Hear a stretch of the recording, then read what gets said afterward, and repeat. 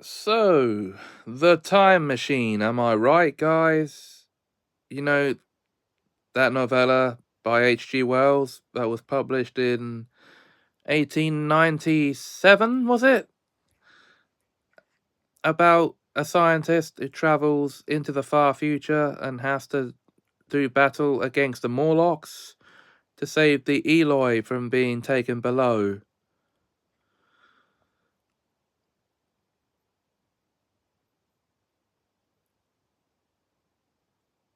And eaten.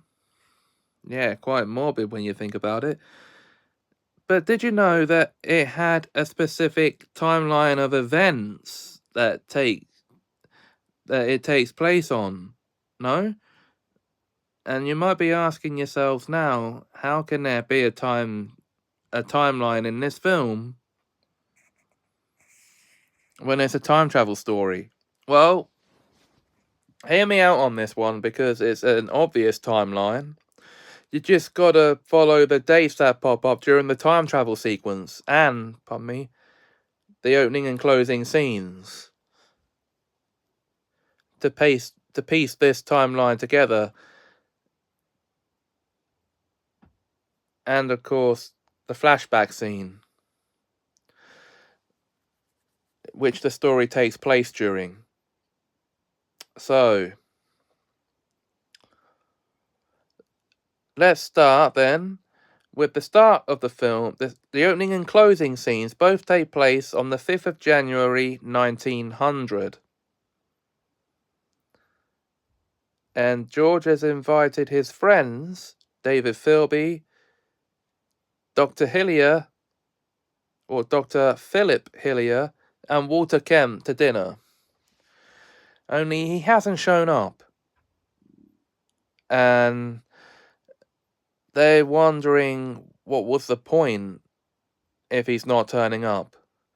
Then he shows up all beaten up and disheveled, and they're wondering what's happened to him. So that's when we enter the flashback to 5 days prior to the start of the film, to New Year's Eve, 1899, when he is at a dinner party with his friends on New Year's Eve, and he's telling them about time, but not a new timepiece. But he brings out an experiment. Basically, it's a box with a little toy machine inside, and he tells them it's a time machine. They think he's having a joke until they see the experiment in action.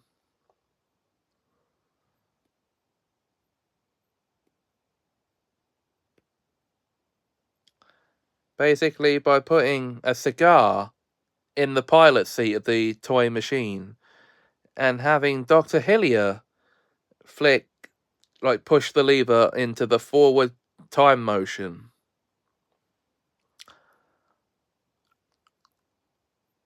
And they watch as the machine kicks into action and vanishes on the spot.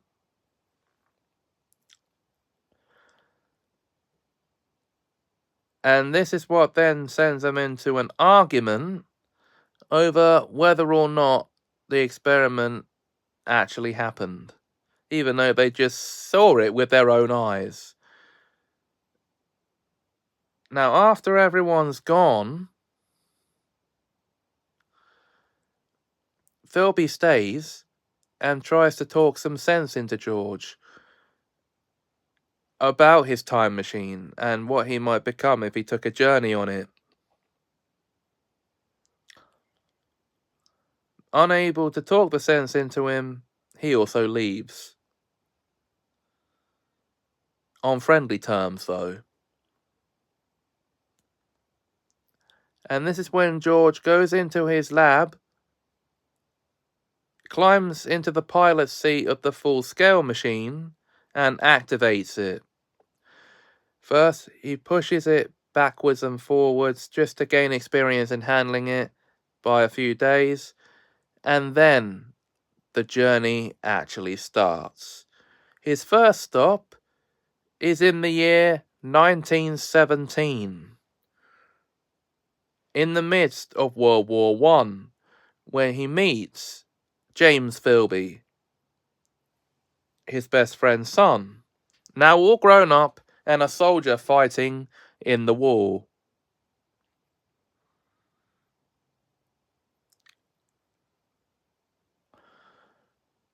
After learning of the tragic demise of James's father, David, having died 1 year prior in 1916, George then goes back into the time machine and presses it on until he takes an abrupt, unexpected stop in 1940 during the Blitz. Now, he doesn't actually take leave of the time machine here. He just stays in the pilot's seat in his laboratory, looking out the window where there are aeroplanes or flying machines now fighting in the war. Yeah, the aeroplanes, yeah. So he then pushes the time machine on faster than he had before until he finds himself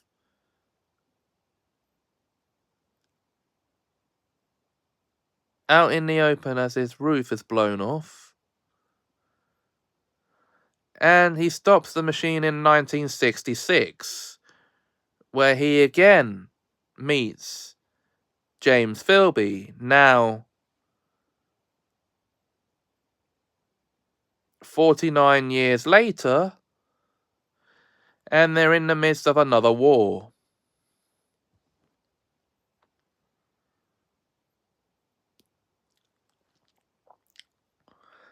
And he's impressed by the technological advancements of the world of which he has now travelled into. James Philby, now he was 18 when we last saw him. Here, 49 years later, this would put him now at the age of 67. And he's shocked at how George hasn't changed in appearance even the tiniest bit. Now, after talking some more, George departs with his machine again, and this time he's traveling all the faster and even further into the future. Now, as the years roll by, he seems to be first trapped in a cave after a volcanic explosion, but that is eventually cleared by time, and he's out in the open again, where the Earth seems to manage to stay green. And he eventually stops too fast in the year 802-701. This is where most of the film's action takes place, as he meets the Eloi and tries to inquire about how their world was cultivated, not getting any answers from them, until he confesses to them that he is actually from the same world as them, but just hundreds and thousands of years in the past. And one girl in particular, one young lady in particular, Weena, is particularly enamored by him, and he by her. But he's just trying to get back to his time machine when he learns about the Morlocks and how they're taking the elders, the older people below, and eating them. Yes, eating them. So, he vows to go down himself to try and fight the Morlocks. Now, he's the oldest person there at this point. So, he has become an ancient figure in the future to which he has arrived. Now, of course, we actually learn here that the Morlock's eyes are sensitive to light because they've adapted to be used to the dark. Now, they are actually able to defeat the Morlocks, and all ends well. And after all ends well, George finds his time machine, or gets back to his time machine, and returns to his own time. So he returns to the same dinner party we see him arriving at the very beginning of the film. And that's where the story ends. So, there you go. That's the timeline of the Time Machine, 1960.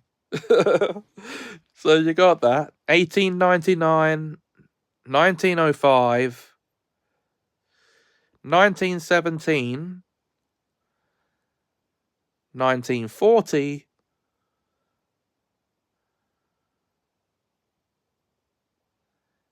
1966, and 802,701 AD.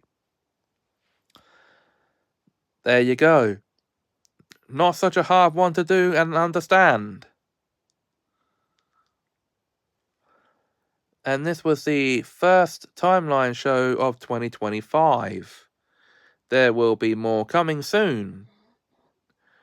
And you'll know what the next timeline's going to be when you see it come up. But until then, if you enjoyed this video, please like, comment, share, and subscribe. Thanks for watching. Have us a magical time.